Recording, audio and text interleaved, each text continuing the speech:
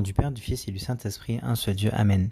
Les enfants d'Israël firent encore ce qui déplaît à l'Éternel, et l'Éternel les livra entre les mains des Philistins pendant 40 ans. Pendant 40 ans, effectivement, c'est une période qui est longue, la délivrance va commencer à venir par Samson. Et 40 ans, on va arriver à l'époque de Samuel le prophète, et c'est là qu'il y aura la délivrance peut-être totale, à l'époque de Samuel le prophète. Il y avait un homme à Tsoréa de la famille des Danites et qui s'appelait Manoach. Sa femme était stérile et n'enfantait pas. Et les Danites, ou la tribu de Dan, vous savez, est une tribu un peu particulière parce que il y a eu des prophéties terribles en fait sur Dan dans Genèse 49 par exemple, avec Jacob qui faisait une prophétie sur chacun de ses enfants et qui a été interprétée par les pères de l'Église en disant que l'Antéchrist viendrait par la tribu de Dan, tribu de laquelle on ne parle pas du tout, contrairement à toutes les autres dans le livre de l'Apocalypse, par exemple, et plein d'autres choses en fait qui font dire que la tribu de Dan a un sort particulier ou les pères d'église qui ont dit que l'Antéchrist viendrait par cette tribu-là. Un ange de l'Éternel apparut à la femme et lui dit « Voici, tu es stérile et tu n'as point d'enfant, tu deviendras enceinte et tu enfanteras un fils. » Donc cet ange de l'Éternel, qu'on peut apparenter aussi à une apparition du Christ dans l'Ancien Testament, de l'hypostase du Fils, annonce en fait d'abord ce qui ne va pas, tu es stérile, mais il y a espoir, tu deviendras enceinte et tu enfanteras un fils. Pareil pour nous, on peut méditer spirituellement là-dessus et se dire, tu es dans un état de péché, stérile, tu n'as pas de bonne œuvre dans ta vie, mais il y a espoir, tu deviendras enceinte, tu auras des bonnes œuvres, tu auras du repentir et tu deviendras saint. Maintenant, prends bien garde, ne bois ni vin ni liqueur forte et ne mange rien d'impur, car tu vas devenir enceinte et tu enfanteras un fils. Et là, en fait, c'est le fils qui sera consacré à l'Éternel, à Dieu. Par contre, il faut préparer en fait cette consécration en demandant à la mère elle-même d'être consacrée aussi en quelque sorte, en ne buvant ni vin ni liqueur forte, en ne mangeant rien d'impur, comme si Dieu préparait l'enfant dès qu'il est dans le ventre de sa mère en fait. Et évidemment, médicalement parlant, on sait aussi que le régime alimentaire de la mère a une influence sur la santé du bébé, évidemment. Donc il fallait qu'il soit préparé et consacré dès le début et dès qu'il était dans le ventre de sa mère. Le rasoir ne passera point sur sa tête parce que cet enfant sera consacré à Dieu dès le ventre de sa mère, et ce sera lui qui commencera à délivrer Israël de la main des Philistins. Et donc cet enfant, il sera consacré à Dieu, il boira ni vin ni liqueur forte, c'est-à-dire que la seule chose qui fera sa joie ou son bonheur, c'est pas des nourritures ou de l'alcool ou ce genre de choses, c'est uniquement le fait qu'il est consacré à l'Éternel. Il n'y a rien qui passera au-dessus de sa tête, le hasard ne passera point sur sa tête, il n'y a rien qui le domine au niveau de sa tête. Non, il est consacré à Dieu et c'est ça qui fait sa joie. Et il y a un détail important à la fin du verset 5, c'est lui qui commencera à délivrer Israël de la main des Philistins. Donc ça va commencer par Samson. Ensuite, à l'époque de Samuel, on aura Saül, puis Jonathan, et ça va se compléter avec David, évidemment, qui va vraiment instaurer et fortement et avec puissance le royaume d'Israël. Et celui qui complète complètement la délivrance, évidemment, et qui donne le salut, c'est la personne du Christ. Mais Samson, par sa personne, représente évidemment le Christ, il est symbole du Christ parce qu'il commence ici à délivrer Israël de la main des Philistins. La femme alla dire à son mari, un homme de Dieu est venu vers moi et il avait l'aspect d'un ange de Dieu, un aspect redoutable. Je ne lui ai pas demandé d'où il était, il ne m'a pas fait connaître son nom. Donc l'hypostase du fils encore une fois. Mais il m'a dit, tu vas devenir enceinte et tu enfanteras un fils, et maintenant ne bois ni vin ni liqueur forte et ne mange rien d'impur, parce que cet enfant sera consacré à Dieu dès les ventres de sa mère jusqu'au jour de sa mort. Et encore une fois, ce qui fera la joie de Samson, c'est le fait d'être consacré à l'Éternel. Manoach fit cette prière à l'Éternel. Ah Seigneur, que l'homme de Dieu que tu as envoyé vienne encore vers nous et qu'il nous enseigne ce que nous devons faire pour l'enfant qui naîtra. Et là, ils ne savent pas encore à qui ils ont affaire finalement. Et donc c'est pour ça que Manoach fait ce désir spirituel, c'est de revoir cette personne pour lui demander quel est son nom et qui elle est. Dieu exauça la prière de Manoach et l'ange de Dieu vint encore vers la femme. Elle était assise dans un champ et Manoach, son mari, n'était pas avec elle. Et là, ce qui est bien, c'est que Dieu il exauce la prière de Manoach. Pourquoi ? Parce que Manoach, il a un désir spirituel, il veut être en présence et profiter de la même façon comme sa femme de de cet ange de Dieu lui-même. Il veut en profiter, c'est un désir spirituel, il veut connaître Dieu.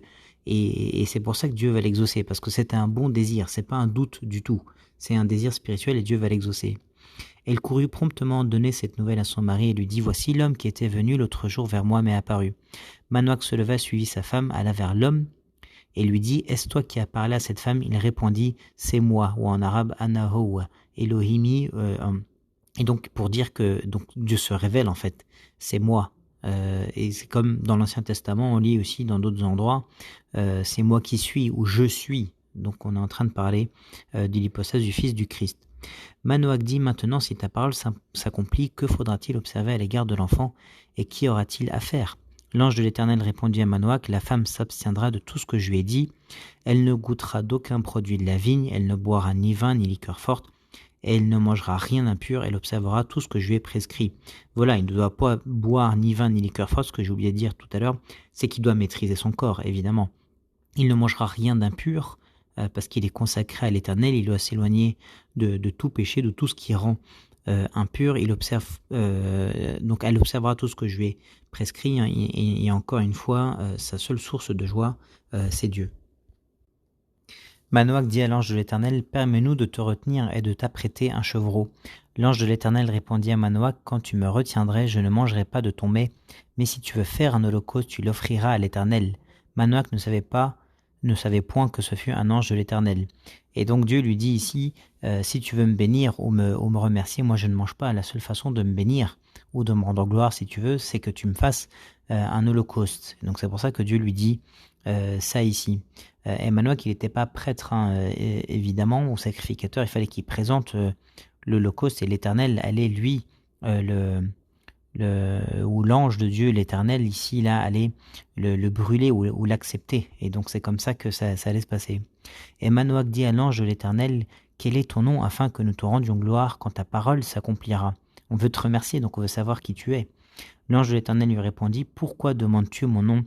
Il est merveilleux. Et donc Dieu se révèle à lui, donc on comprend que c'est Dieu évidemment. Il n'y a que Dieu dont on peut dire que le nom est merveilleux et son œuvre est merveilleuse, elle est prodigieuse. Et donc on comprend qu'ici c'est bien une apparition du Christ dans l'Ancien Testament, que c'est l'hypostase du Fils. Manoach prit le chevreau et l'offrande et fit un sacrifice à l'Éternel sur le rocher, c'est très clair ici.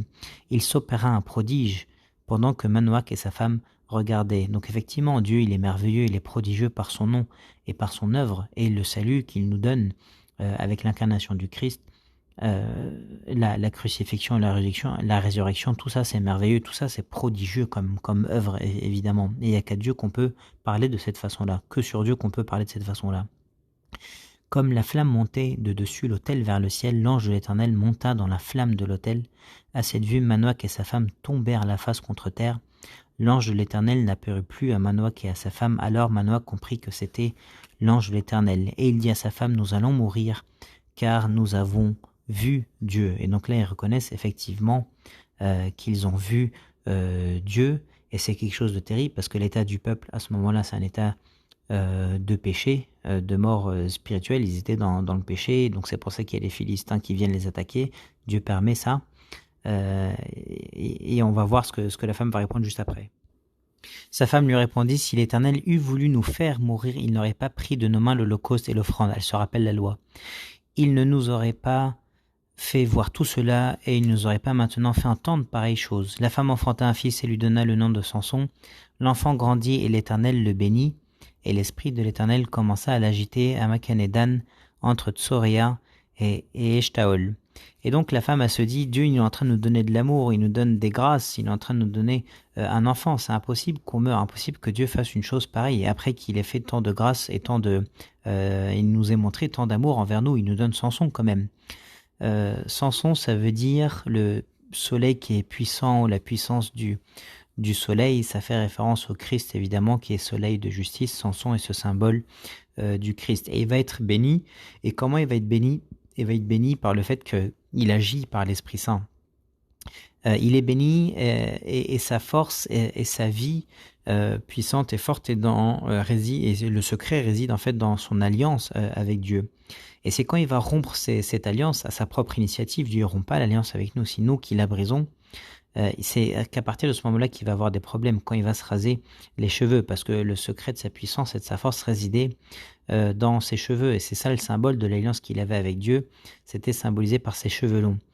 Et on peut méditer là-dessus évidemment en se disant qu'il faut qu'on ait cette alliance avec Dieu, c'est comme ça qu'on voit Dieu, qu'on est avec lui.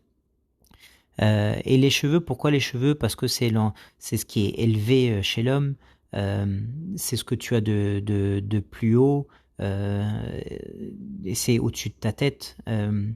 Et c'est ça que tu dois consacrer à Dieu, c'est ça qui doit être pour Dieu, ce que tu as de plus précieux, de plus beau, ce qui est le plus élevé chez toi, parce que le Christ est Dieu, il est au-dessus de tout dans ta vie. Dieu, il est au-dessus de tout dans notre vie, on consacre nos vies à Dieu, il faut qu'on donne ce qu'on a de plus précieux à Dieu. Et les gens ne connaissaient pas son secret, et on va voir ce qui va se passer dans le chapitre suivant, et gloire à Dieu éternellement. Amen.